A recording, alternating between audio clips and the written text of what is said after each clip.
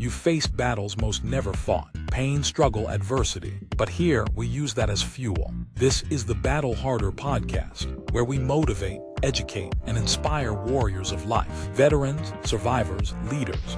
We share stories and strategies to turn pain into progress. Here's your host, Coach Rob. Let's lock in and battle harder.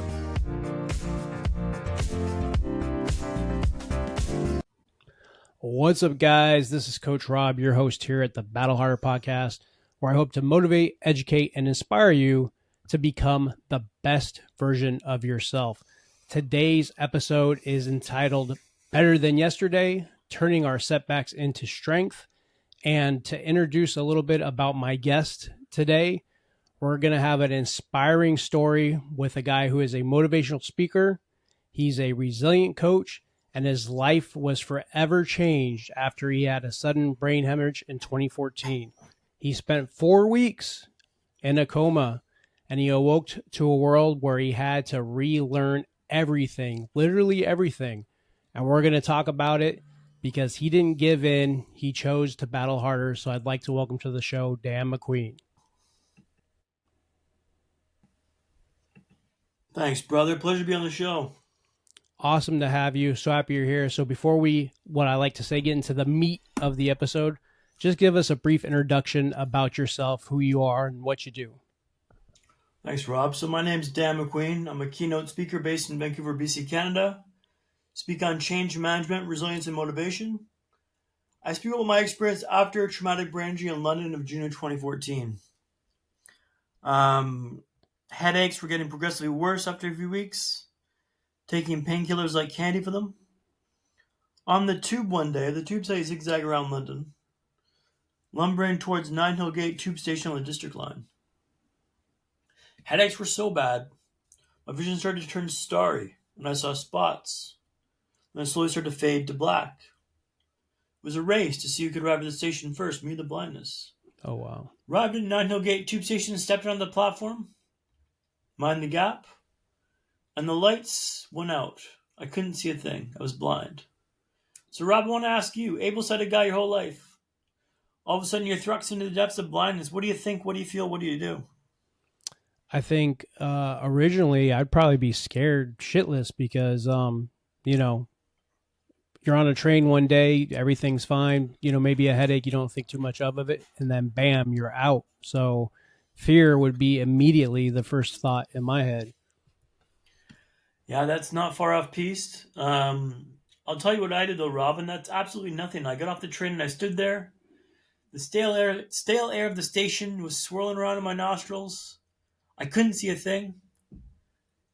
After the longest 3 minutes of my life, my vision came back, and I carried on with my day. But the next day, I went back to A&E. A&E is accident emergency in the UK, like ER in Canada and the United States. I told them what had happened. There's something wrong here. I was blind on a tube station in London. This is not normal. What's going on? They ran some more tests, and again, they thought it was vertigo. They sent me home. On the way out, they told me I could always get my eyes checked by an optometrist. An optometrist, that's kind of odd, but I'm not a doctor. I don't plan to play one now. Sure, why not? Next day, the headaches came back with a vengeance, and I found myself with Mr. Patel's chair. He was midway through a routine exam when he stops the exam. Excuses himself in the room and comes back a few minutes later with a sealed envelope which he hands to me. He told me to go directly to Moorfields Hospital, which I did. Well, Coach Rob, tell a lie. I stopped at home first to grab a Jack Reacher book by Lee Child, a phone charger, and a bite to eat. Then I arrived at Moorfields Hospital, handed them the sealed envelope. They ran the same test there again, then escalated me up to Charing Cross Hospital. We're getting somewhere. I'm thinking, this is positive. This is a good thing. Now, it turns out, Coach Rob, I had a dangerous buildup of pressure in my brain caused from a non-cancerous cyst in my pineal gland. Turns out I required emergency brain surgery tomorrow. Turns out more was about to change altogether. Instantaneously. After a frantic back and forth with folks in Canada, the last text message my mom received reads, "I'll see you soon, Mom. Think I'll have a new haircut next time I see you." So Mom's in the air flying to London on June 21st, 2014. I'm on the operating table. Something goes horribly wrong. I have a massive bleed in the brain hemorrhage. Then the cyst burst when they operated. So Mom lands and finds I'm in critical condition. I was in a coma for 4 weeks. was in unconsciousness for months after this. Things were pretty dicey, touch and go. That's kind of where my story kicks off, Coach Rob. So let me ask you, when you're receiving these messages saying that you need emergency surgery, like what was going through your head? Like what was your thought process at that time? Obviously, one of the first things you did was communicate with your family. But like, how did you feel overall internally? Well, I was like, this is kind of validates my experience of like the headaches I've been having for the past few weeks. So I was at least like, well, at least there's something going on here. I'm not crazy. There's something going on in my head. But I called my brother. He's like, yeah, you were super chill when we were talking on the phone, Dad. I was like, nothing was going wrong. Nothing was wrong with you at all. And I'm glad that they came across because I was bricking it, man. But I didn't want to show my younger brother that I was scared of this surgery. Mm. So I put on a brave face and I, cracked a few jokes and, stiff upper lipped it. But Coach Rob, yeah, I was very much aware this could be curtains for me, but I didn't want to let that show. So you go into the coma. I mean, do you remember at all, like before you went into the coma, like what was going on, or were you sedated prior to the surgery? And then when you woke up, what did time feel like? I mean, what was that like for you initially? Yeah, so the coma was. I got one memory from the coma, and that's a dream that I had. I was on a submarine, and on the submarine there was a massive aquarium, and I couldn't understand why they bothered to put an aquarium on a submarine because we're already underwater. Right. And I couldn't understand this to save my life. I was like, this doesn't make any sense. We're already underwater. Why bother to put an aquarium under the water here? So read into that what you will. But no, this was a medically induced coma, one that I was put into to help heal my brain hemorrhage, from my brain hemorrhage. And I didn't want to wake up from it. So it was quite a dramatic situation. When I was in a coma, they had to keep my core temperature down below 40 degrees. Otherwise, be brain damage. Wow. So they used ice blankets above and below me to keep my core temperature down. This led to violent shivering. Family said it's horrible to watch.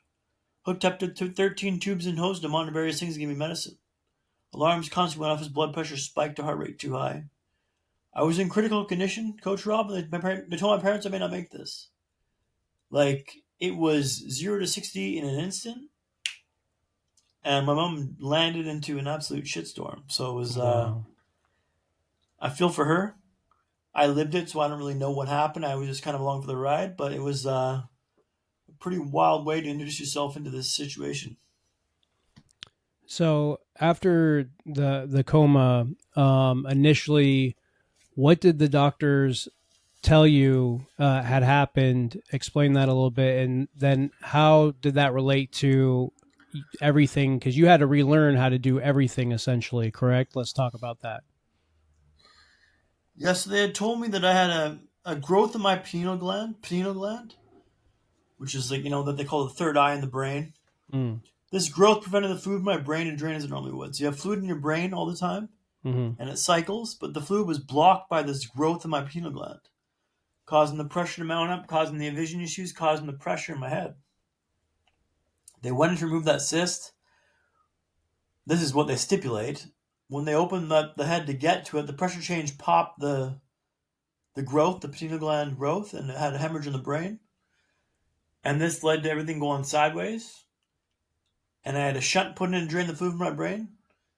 And, I was in a coma for 4 weeks, and my leg had atrophied in the coma, so I couldn't walk. Oof. I couldn't talk. I couldn't smile.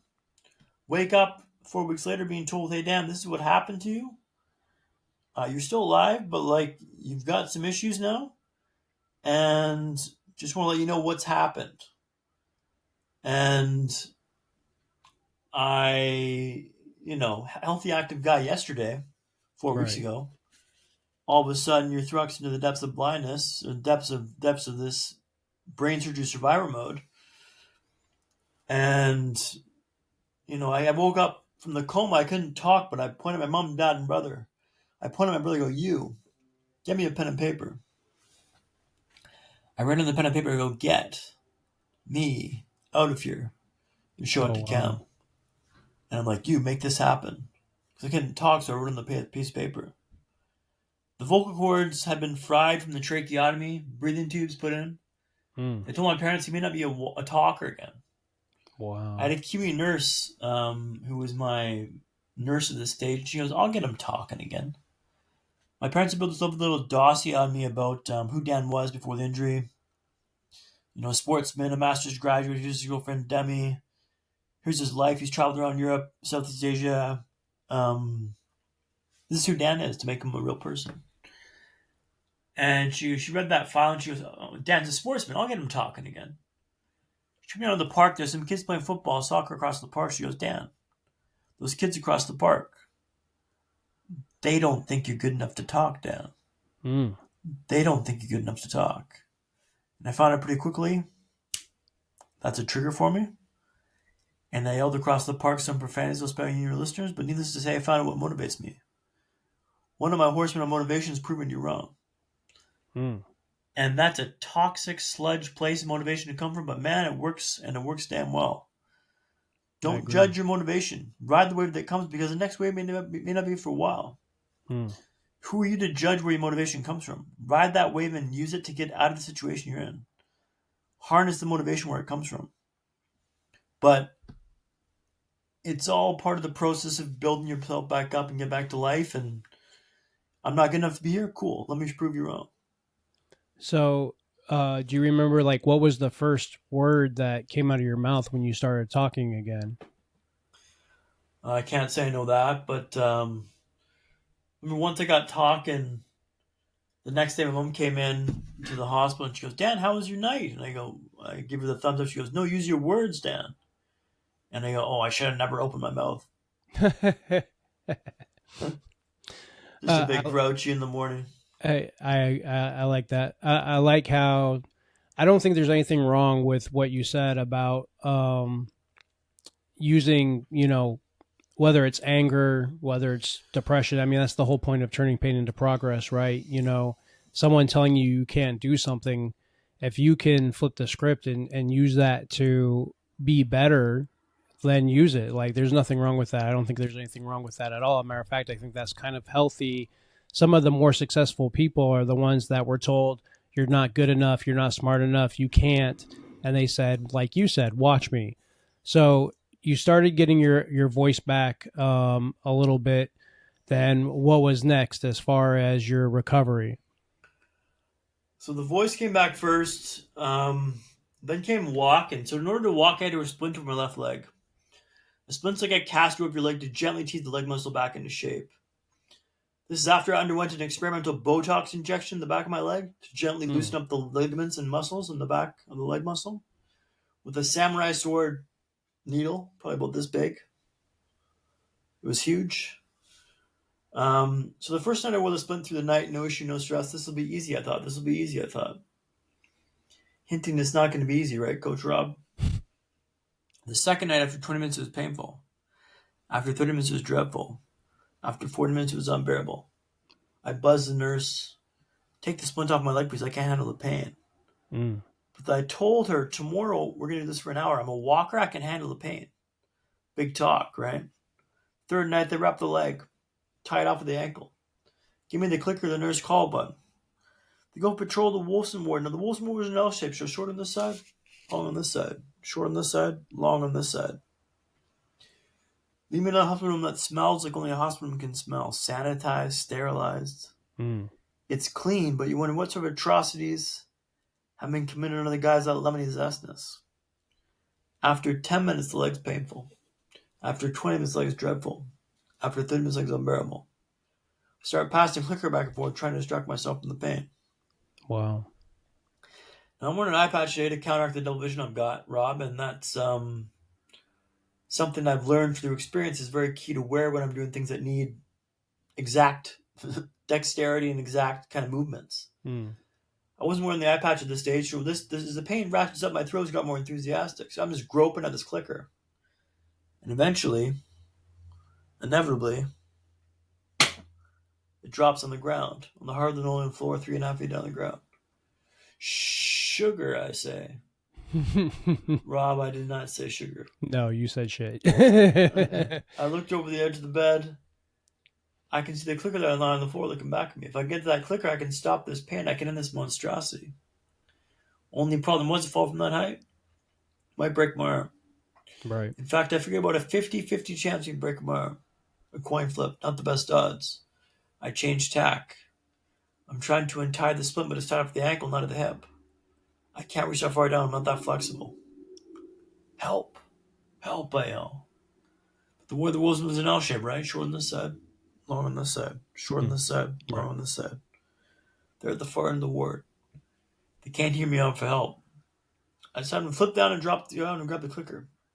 Even if I break my arm, the splint's got to come on my leg. That's priority number 1, 2, and 3. I lower myself off the edge of the bed, and I crash down in a heap. Blankets, wires, cables, all go. The arm holds, and I hammer the clicker, expecting the nurses to come bursting into the room like the bat signal had been put up. I kind of stroll in the room 5 minutes later. What you doing on the floor, love? First of all, I say. That's a fantastic British accent there. Where'd you say you're from again? No, Robin didn't say that. I said, let's get the splint off my leg. Please tell you all about this. It's not what happens to you, but how you respond to the matters, right? It's not what happens to you, but how you respond to the matters. The reason why I told you that story is I learned 3 lessons from this experience. The first lesson being, let's not pass the clicker back and forth. That's a bad idea. The second lesson being, let's tie the splint up at the hip and not the ankle. That way I can untie this should this happen going forwards. And the third lesson, and probably most profound, was let's always be solutions-oriented from this moment forwards. When things go sideways in life, which sure as you're born, they will. Focus on a solutions-based approach. How do you resolve your issue? How do you fix your problem? Now, this led to walking and Tooting Broadway. So, Coach Rob, have you been to London, England? No, that's on my bucket list, though. All right, cool. So, Tooting Broadway is an area in South London, an area they call up and coming. Think loud sirens, drugs, gangs. It's dirty, it's hectic, and boy, is it busy. I'm walking with a cane, I'm walking with an eye patch. After 4 months in a wheelchair, I'm literally Bambi on ice. I turned the corner to walk on the high street for the first time. Immediately, get slammed into by someone. Ooh. Stagger back a few feet. Someone scurries past me on the right-hand side. I thought I was done with the rats. Someone had been stabbed on the sidewalk over here. I'm thinking, this is a pretty wild place to learn to walk. After a few days, I was thinking, this is the worst place to learn to walk in the world. Can't they see I'm trying to walk here? Can't they see I'm walking here? And then one day my perspective shifted. Maybe this isn't the worst place to learn how to walk in the world. No, maybe this is the best. If I can walk here, I can walk anywhere. Now, Tooting Broadway didn't change, right, Rob? It went from the worst to the best in my mind, and my mood reflected that. How what are you looking at in your life you're convinced is the worst? Convinced is the absolute worst. Hey, maybe it is. How or why were you like in the ghetto? That's where the hospital was, man. Oh, okay. Because you said you're walking in the... So they put a hospital like in the worst place in London? Well, it's not the worst, but it's not the best. But then it eventually became the best because I realized that like this made it the best place to learn how to walk in the world. If you were to build a place to learn how to walk, you wouldn't put it in an easy spot to learn how to walk. Right. You'd put it in a difficult place to learn how to walk because it would train you to be better, right? Exactly. So it's all about like reframing stuff into like what can serve you. And I like that. And I think that's a very important message to the people listening, that anything that you go through in life, you can essentially reverse engineer to it being an advantage. And you took something that was a bad place, and it seems like a lot in your life through this entire experience, every time something bad had happened, instead of saying, I quit, I give up, I can't do this, you did what a lot of people call reframe. You reframed your mindset and made it into more of a purpose and made it more into a way that you were going to win, correct? 100%, Rob. It's about reframing things, and like I level up every time something bad happens in my life. It's like, cool, I guess we're leveling up now. You have to level up or level off, right? Well, you get a choice in life. Like, how are you going to show up and do this? Like, you can do it or you're not going to do it. And like, I'm keep deciding to do it. So let's keep going. Was there anything growing up or what, like, how did you adopt this mindset? I always like to ask the people like me, like you, what made you feel this way? Like, why not give up?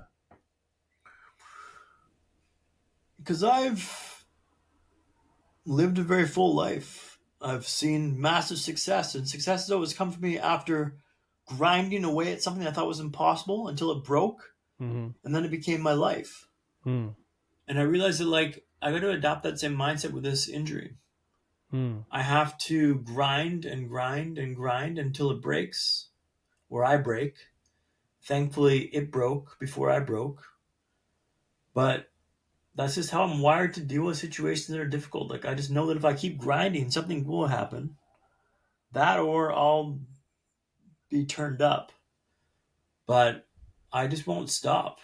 And I've got that dog in me that's pretty relentless, very hungry, and super confident in himself and his ability to do things and overcome difficult stuff. But it's relentless pursuit of better than yesterday, Rob. Mm. Definitely. Simple as, like, it's just like every day is just like, I get to do this. Reframing stuff as a positive, as an opportunity, as a chance to succeed and to overcome and to rise above. I Do get you to do this, Rob. do you feel that gratitude is important in your life, and if so, why? Oh, for sure. I mean, today, for instance, let's talk about today, this morning. I get really bad allergies in the spring. Mm. And I forgot to take my allergy pills this morning, and I got upstairs, and when they go off, it's like it takes a good half an hour to stem the flow of runny nose, running eyes. It's quite Mm. uncomfortable and unpleasant. And I was thinking to myself, this fucking sucks. And then I stopped myself then and I go, you know what, Dan, you get to do this. As I took an allergy pill and I'm sniffling away and I'm cursing under my breath and I'm all disoriented and distraught. I'm just like, you get to do this, man. Like, feel this suck. Feel this uncomfortable place to be in now. You get to experience this. Like, live this up, live it up, laugh it out loud. It's Mm. and that's like a pretty ridiculous stance to take on things, but like everything in life, you get to do it. You get to experience this. You get to struggle through the strife and to feel the suck. And to feel the suck is a gift in itself, because once I felt that this morning, like, I'm gonna make a pledge to never feel that for the rest of the spring. That allergy suck. I'm not gonna feel that again, because I'll remember this experience to take the pills before this kicks in the morning. I But like that. only by allowing yourself to feel the suck can you do that, right? Right. So in the military, they tell us to embrace the suck, which is similar.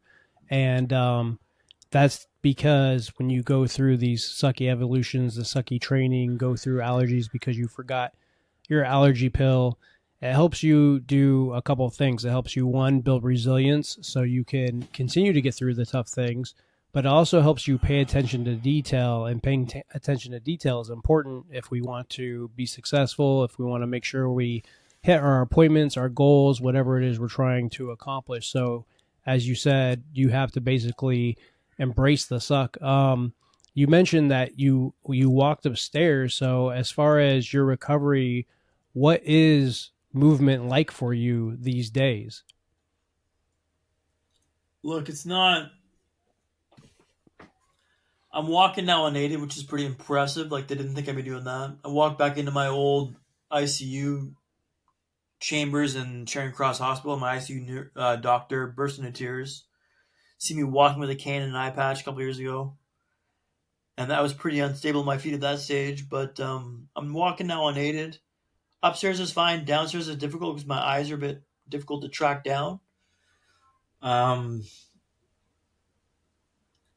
Look, every day I'm dealing with stuff that's difficult to overcome and navigate, but like, I'm choosing to go forward and to choose Hmm. to embrace the suck, and like, just, you get to do this, man. Like, I get to struggle, to strive, to strain, to trip, to stumble, to walk unsteadily on my feet, because I'm choosing to do that. I can Definitely. play it safe and play small and not risk that failure, but that's how improvement is done, by risking failure. So I think what message we want to get across to your audience is like, only by risking failure can you improve your lot. I used to have to shower with this bath mat. Little quick story here, Rob, and then I'll give it back to you. And I'd hang it up to dry in my bathroom every day over the bathtub, and it would drain down. It'd be like the symbol that I'm not good enough to shower on my own. I can't stand on my own. And I'd see it every day, and it would drive me nuts. It's just the small little jabs at me every day, like, you're not good enough to shower, Dan. You're like, cool. And one day I said, you know what, enough. I don't need this bloody bath mat anymore. I told my parents I'm not using the bath mat anymore. They go, oh, no, the doctor said the bath mat's crucial for showering. You might slip and fall down. And I said, I'm not using the bath mat. The next day I didn't use the bath mat, and guess what? I was just fine. So I retired the bath mat. But only by risking that failure could I stretch to get that goal that was there, that seemed so insurmountable at the time. I used to walk with a cane every day. One day I went to Vancouver for a trip for 2 weeks. Forgot the cane in London. Guess what? I was fine, so I retired the cane. But only by putting myself in a position where I could risk failure could I improve. Now, take that with a grain of salt. Like, don't risk like hurting yourself, but like only by stretching your comfort zone can you improve and level up. No, failure is a really 100%. Good gift because it'll teach you how to do things. You know, it's a teacher. Right. Well, I always tell everybody that basically it's not a failure if you don't give up. Like, if you keep going, you keep trying, even if you lose, it's not really a failure unless you just say quit and I'm done. And I think you brought up a very valid point with the bath mat and the cane. It's almost more faith over fear. You have to have that faith that no matter what you're trying to do in life, whether it's trying to start a business or trying to get in shape or trying to eat healthy, you have to have faith in yourself. You have to have those beliefs instilled in you. And I've said probably on every episode with every guest, you have to have limitless belief system, not a limiting belief system. And sir, I think you definitely have a limitless belief system because you faced a lot that people never have. So someone that may have not gone through half the stuff that you have and they're thinking of giving up or quitting, or they don't know what to do, what would you say to them?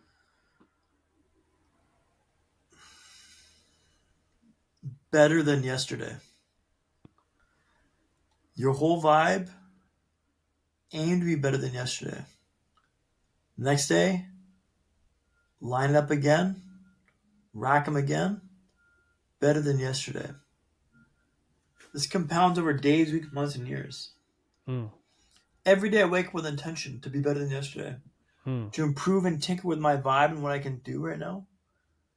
Like, living life is not this easy, like, out of the box thing for me now. It's like I gotta be very intentional with my day and my intention with how I live my life, because I've got limited bandwidth now, right? And like, I've got to maximize this and make this work.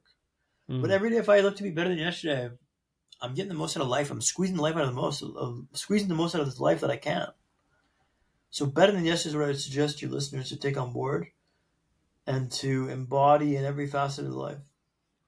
I love that. And that's amazing that you're on this podcast telling me this, because Battle Fitted does have clothing, and a lot of my old designs, the slogan is better than yesterday. I literally have a shirt that has a shield that says Battle Fitted better than yesterday on it, because that's the goal, to be 1% better each and every day, right? Preaching to the choir, man. So why, and you've already said this probably 5 times, but why is perspective everything in the face of adversity? I mean, this brain hemorrhage was not fair that it happened to me, right? It wasn't my fault, but it was my responsibility. The odds of you being a human being are 400 trillion to 1. It means you're more likely to win the lotto 10 times in your lifetime than you ever life in the first place. This blip was in my DNA. I'm only Dan MacQueen because this blip was in my DNA. If it didn't happen, I wouldn't be me. I wouldn't trade myself for the world. So when you reframe things in that perspective, like, no, I get to do this. And I only get to do this because this is in my hand. Like, I'm going to play the hand I've got now. Mm. As limited as it may be, like, I'm going to make it the best I can. I'm not going to whinge about it. I'm not going to cry about it. I'm going to get on with it because I get to do this. The odds of you having a human life in the first place are so limited and so small. Like, Right. you want to whinge about having a life in the first place? Like, yeah, man, it's not fair, but guess what? Life's not fair. Everyone's going through shit in life. Some might be able to hide it better than others, but everyone's going through something. Now, big T, little T may be different. Like, your big traumas, big, little small traumas may be different, but like, everyone's got stuff going on that I think is not cool, not like front page glossy photos, but like, everyone's got stuff. Yep. Don't compare yourself to someone else. Like, just deal with your own stuff and take on more what you can. Remember that the odds of being a human being are 400 trillion to 1. Mm. And better than yesterday, take that on board. And hey, man, you're off to the races. Yeah. So, guys, whoever's going to listen to this, these are all very deep key takeaways. You have one life, you have one shot. You don't get a do-over, regardless of what you're going through, regardless of what you're dealing with. You have to be able to rise above that and use that as your superpower to do good, to live your life, to live with purpose. And Dan is currently definitely living his life with purpose. He took something, like he said, it wasn't his fault. It wasn't, it may have not been right, whatever happened to him, why this hemorrhage happened, but he said it was his responsibility. And he's taking responsibility every day by trying to be better than yesterday and live 1% better every day. So Dan, I always ask my guests these questions. What is your definition of turning pain into progress? My definition of turning pain into progress.